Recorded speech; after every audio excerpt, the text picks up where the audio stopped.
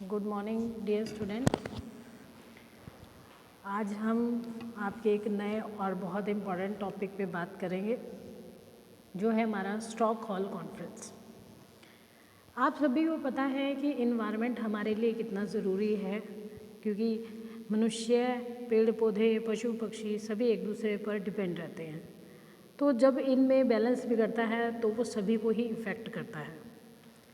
तो इसीलिए हम हमेशा से यही सलाह देते हैं सभी को कि पेड़ पौधे लगाए जाएं, जल का संरक्षण किया जाए, मिट्टी को गंदा ना किया जाए, पानी को गंदा ना किया जाए। तो इसी से जो हमारी मूलभूत आवश्यकताएं हैं वो पूरी होती हैं, और जब इन्हीं में कोई दिक्कत आती है तो वो भी सबसे पहले मनुष्य को ही प्रभावित करती है। तो इन्हीं समस्याओं को ध्यान में रखते हुए एक अंतर्राष्ट्रीय सम्मेलन किया गया, एक कॉन्फ्रेंस की गई जिसमें पर्यावरण संरक्षण को लेकर बात की गई। हमारे बहुत से कवियों ने नेचर को एक बहुत सुंदर रूप में चित्रित किया, बहुत सुंदर रूप में उन्हें बताया।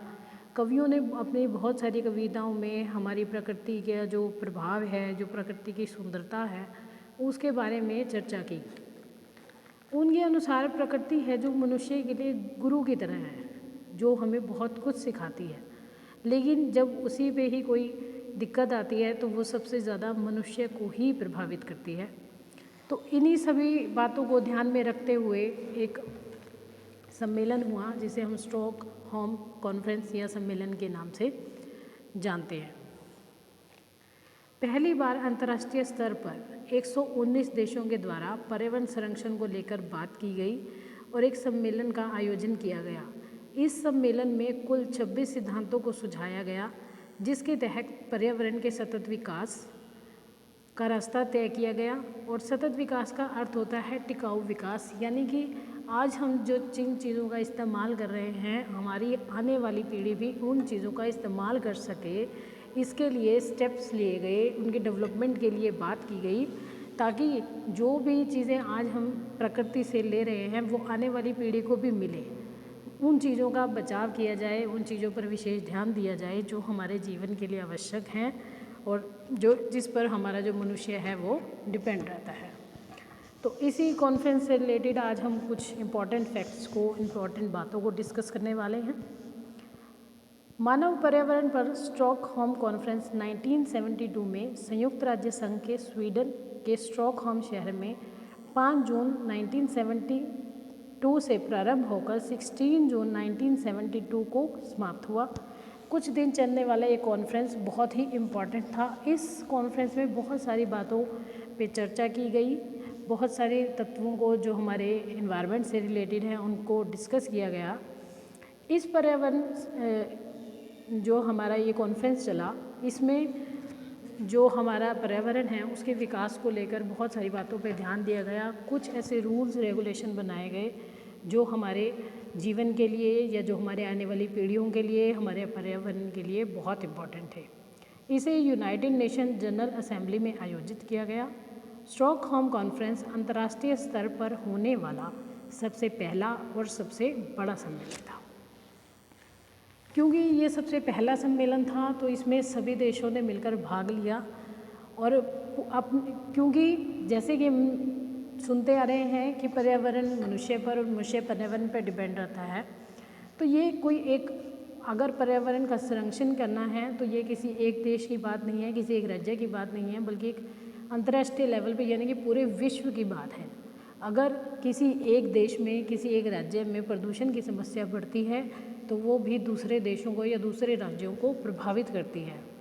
तो इस जो सम्मेलन में सभी ने एकजुट होकर काम किया, सभी ने इस समस्या को अपना समझा और इसी के लिए जो स्टेप्स हैं वो उठाए गए। तो इस सम्मेलन का जो मेन ऑब्जेक्टिव्स थे हम उनके बारे में बात करते हैं। इस सम्मेलन का प्रमुख उद्देश्य अंतर्राष्ट्रीय स्तर पर मानवीय पर्यावरण के संरक्षण और सुधार की विश्वव्यापी समस्या का निदान करना था, कि जो भी हमारे प्रॉब्लम्स चल रही हैं एनवायरनमेंट से रिलेटेड, उन सभी का सॉल्यूशन करना, क्योंकि वो कहीं ना कहीं एक दूसरे को प्रभावित कर रही हैं। पर्यावरण के संरक्षण के संबंध में अंतर्राष्ट्रीय स्तर पर होने वाला इस सबसे पहला प्रयास था। इंटरनेशनल लेवल पर होने वाला ये सबसे पहला स्टेप था, जिसमें सभी देशों ने मिलकर बात की और सभी ने एकजुट होकर एक ही पृथ्वी के सिद्धांत का पालन किया। 119 देशों ने यह माना कि यह प्रॉब्लम सिर्फ हमारी पर्सनल नहीं है या किसी एक राज्य की नहीं है, पूरे विश्व की समस्या है। तो हम सभी को मिलकर ही इसके ऊपर कार्य करना है, हम सभी को मिलकर ही पर्यावरण संरक्षण के लिए कार्य करना है, कदम उठाने हैं। इसीलिए इसमें कुछ ऐसे सिद्धांत बनाए गए जो हमारे एनवायरनमेंट को प्रोटेक्ट करने के लिए बहुत ज़रूरी थे। हम अक्सर यह सोचते हैं कि ये हमारी समस्या नहीं है, हमारे साथ वाले की समस्या है, या इससे दूसरे, जैसे अब आजकल आप देख रहे हैं कि प्रदूषण की जो समस्या है दिल्ली में ज़्यादा हो रही है, लेकिन उस दिल्ली से रिलेटेड जितने भी राज्य हैं या हमारे भारत से रिलेटेड जो देश हैं उन सभी पर इसका कहीं ना कहीं प्रभाव जरूर पड़ रहा है।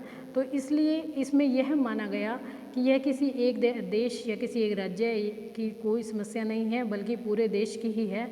अगर किसी एक देश में यह समस्या होती है तो इसका प्रभाव हमारे पूरे विश्व पर पड़ता है।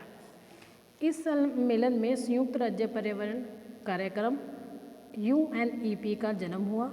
सम्मेलन में मानवीय पर्यावरण का संरक्षण करने तथा उसमें सुधार करने के लिए राज्य तथा अंतर्राष्ट्रीय संस्थाओं को दिशा निर्देश दिए गए। इस सम्मेलन में यह भी निर्धारित हुआ, क्योंकि ये पहला सम्मेलन था, तो यह भी डिसाइड किया गया कि आगे भी हमें अपने पर्यावरण को संरक्षण के लिए और भी कॉन्फ्रेंस करनी है, और भी मीटिंग्स करनी है, नई नई कमेटीज़ बनानी है। क्योंकि ये पहला था तो इसमें बहुत सारी चीज़ें रह भी गई हैं और बहुत सारी बातों पर ध्यान भी दिया गया है। तो जैसे जैसे हमारे आगे एनवायरनमेंट में जो भी प्रॉब्लम्स होंगी तो उनके सोल्यूशन के लिए टाइम टू टाइम नई कॉन्फ्रेंस या नई मीटिंग अरेंज की जाए। प्रत्येक वर्ष 5 जून को विश्व पर्यावरण दिवस मनाने की घोषणा भी इसी सम्मेलन में की गई। आप सभी को याद होगा कि 5 जून को हम अपना वर्ल्ड इन्वायरमेंट डे जो है वो सेलिब्रेट करते हैं।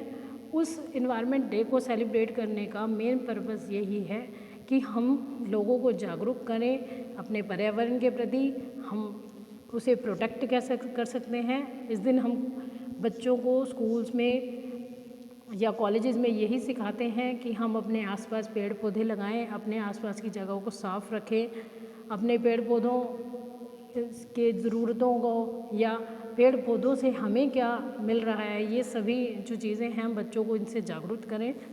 इसीलिए हम इस इन्वायरमेंट डे को सेलिब्रेट करते हैं और इसी डे पे ही, इसीलिए इसको वर्ल्ड इन्वायरमेंट डे कहा जाता है, क्योंकि पूरा विश्व इस दिन को सेलिब्रेट करता है ताकि हम अपने इन्वायरमेंट के लिए बच्चों को जागरूक कर सकें कि हम अपने इन्वायरमेंट को कैसे प्रोटेक्ट कर सकते हैं। स्टॉकहोम घोषणा पत्र यानी कि एक रिपोर्ट जो तैयार की गई थी 1972 में, स्टॉकहोम कॉन्फ्रेंस में एक संविधान या रूल बुक तैयार की गई और उस बुक में स्टॉकहोम घोषणा पत्र के नाम से जाना जाता है। उसमें 26 सिद्धांतों को स्वीकार किया गया और ये जो रूल थे जो बनाए गए थे उस वक्त में, उसमें ये डिसाइड किया गया कि इन रूल्स रेगुलेशन को फॉलो करके हम अपने इन्वायरमेंट को प्रोटेक्ट कर सकते हैं या अपने इन्वायरमेंट के लिए हम काम कर सकते हैं। जिसमें कुछ सिद्धांत हमारे प्रमुख थे। मानवीय पर्यावरण की घोषणा, मानवीय पर्यावरण के लिए कार्य योजना, विश्व पर्यावरण दिवस को घोषित करने के लिए जो प्रस्ताव है, जैसे मैंने अभी आपको बताया कि 5 जून जो हमारा वर्ल्ड इन्वायरमेंट डे है उसको भी इसी में ही घोषित किया गया। नाभिकीय शस्त्रों के परीक्षण पर प्रस्ताव, दूसरा संयुक्त राष्ट्र मानवीय पर्यावरण सम्मेलन बुलाने के लिए सिफारिशें। इसमें यह भी डिसाइड किया गया कि जो हम नाभिकीय अपने परीक्षण करते हैं उनसे भी बहुत सारी गैसें जो निकलती हैं वो इन्वायरमेंट को प्रभावित कर रही हैं, हमारे इन्वायरमेंट में फैल जाती हैं जिससे प्रदूषण होता है। तो इस पर भाई कंट्रोल किया जाए या ऐसी जगहों पर किया जाए जहाँ पे आसपास की जो आबादी है वो बहुत कम हो और इससे जो निकलने वाला धुआं है या विषैले कण हैं उनको अभी पूरा ध्यान रखा जाए। दूसरा, संयुक्त राष्ट्र मानवीय पर्यावरण सम्मेलन बुलाने की सिफारिश, यानी कि इसमें पहले से ही डिसाइड कर लिया गया कि हम आने वाले टाइम में भी ऐसी कॉन्फ्रेंस बुलाते रहेंगे और ऐसे ही कार्य हम करते रहेंगे ताकि हम अपने इन्वायरमेंट को जो है प्रोटेक्ट कर सकें। तो आज हमने बहुत सारी बातें इसके बारे में डिस्कस की है। जो इसका मेन मोटो रहा है हमारी कॉन्फ्रेंस का, ओनली वन अर्थ, यानी कि सभी ने पृथ्वी को एक माना है। ये नहीं है कि हर देश की अपनी समस्या है या राज्य की। इन्वायरमेंट की जो प्रॉब्लम है वो पूरे पृथ्वी की ही प्रॉब्लम है। अगर उस पर कोई हानि होती है तो वो पूरी पृथ्वी को ही प्रभावित करती है, क्योंकि इन्वायरमेंट हमारे लिए और हम इन्वायरमेंट के लिए बहुत ज़रूरी हैं।